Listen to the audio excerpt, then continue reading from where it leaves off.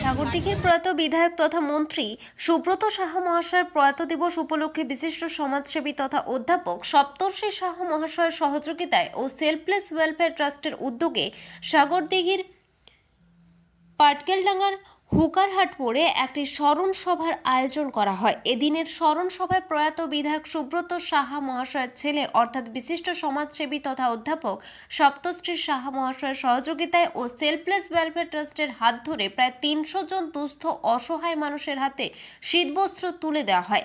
এই স্মরণ সভায় প্রয়াত বিধায়ক সুব্রত সাহা মহাশয়ের সহকর্মীরা ও তার ছেলে একত্রিতভাবে প্রয়াত বিধায়ক সুব্রত সাহার ছবিতে মাল্যদান করে। স্মরণ সভার আনুষ্ঠানিক সূচনা হয়। তাছাড়াও সকল ধর্ম নির্বিশেষে প্রার্থনার পাশাপাশি ইসলামিক কলমার তেলাওয়াতের মাধ্যমে স্মরণ সভাকে পালন করা হয় এবং প্রয়াত বিধায়ক সুব্রত সাহার সহকর্মীরা একসঙ্গে যে কাজ করেছে সেই কাজের অভিজ্ঞতা ও ভালোবাসার কথা তুলে ধরেন। এছাড়া সাংবাদিকদের মুখোমুখি হয়ে বলেন সপ্তর্ষি মহাশয় যে আমি শুধুমাত্র সাগরদিঘিতেই নয়, আমি বিভিন্ন জায়গায় সমাজসেবকমূলক কাজে যুক্ত থাকার চেষ্টা করি। আর সেলফলেস ওয়েলফেয়ার ট্রাস্টের সভাপতি কামাল হোসেন ও কর্ণধার আরিফ হোসেন জানান সপ্তর্ষি সাহা মহাশয়ের সহযোগিতায় আমরা এই স্মরণ সভা ও শীতবস্ত্র বিতরণ কাজে যুক্ত হয়ে খুবই খুশি। সাগরদিঘি থেকে এ হোসেনের রিপোর্ট, লোকাল নিউজ।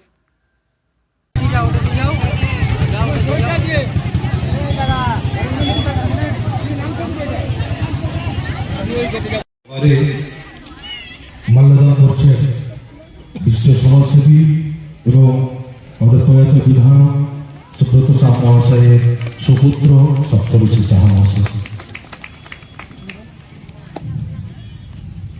সপ্তর্ষি সাহা মহাশয়ের মা এবারে মাল্যদান করছেন। আজকে আপনাদের কি কর্মসূচি ছিল, কোথায়, কি উপলক্ষে? আপনারা জানেন যে 2022 সালে আজকের দিনে সাগরদিঘির যিনি বিধায়ক ছিলেন এবং আমাদের পশ্চিমবঙ্গ সরকারের মন্ত্রী ছিলেন মাননীয় সুব্রত সাহা, তার আজকে দ্বিতীয় প্রয়াণ দিবস।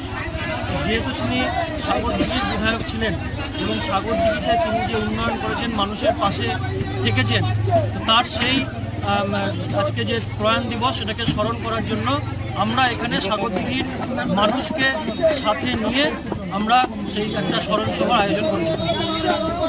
আজকে আপনাদের কি কর্মসূচি ছিল? আজকে আমাদের এখানে মাননীয় বিধায়ক সুব্রত সাহা ওনার স্মৃতিচারণা করলেন, যারা এখানকার সেই সময়কার তার রাজনৈতিক সহকর্মী ছিলেন। তার সাথে আমরা সাগরদিঘির মানুষের মধ্যে শীতবস্ত্র বিতরণের একটা ছোট্ট উদ্যোগ গ্রহণ করেছি। কতজনকে দেওয়া হলো? প্রায় 300 মানুষকে এখানে শীতবস্ত্র প্রদান করা। বারবার সাগরদিঘির বুকে আপনি ছুটে এসেছেন সমাজসেবামূলক কাজে, এটা কি আপনার বাবার স্মৃতির উদ্দেশ্যে না অন্য কিছু? সাগরদিঘি, আমরা শুধু সাগরদিঘিতেই আসি না, আমরা আপনি যদি খোঁজ নিয়ে দেখেন আমরা মুর্শিদাবাদের বিভিন্ন জায়গাতেই বিভিন্ন রকমের সমাজসেবামূলক কাজ করে থাকি। যখন বন্যা হয়েছিল আমরা ভগবানগোলার বিভিন্ন প্রান্তে ভগবানগোলার বন্যার্ত মানুষদেরকে কিন্তু আমরা খাদ্য দিয়ে সাহায্য করেছিলাম।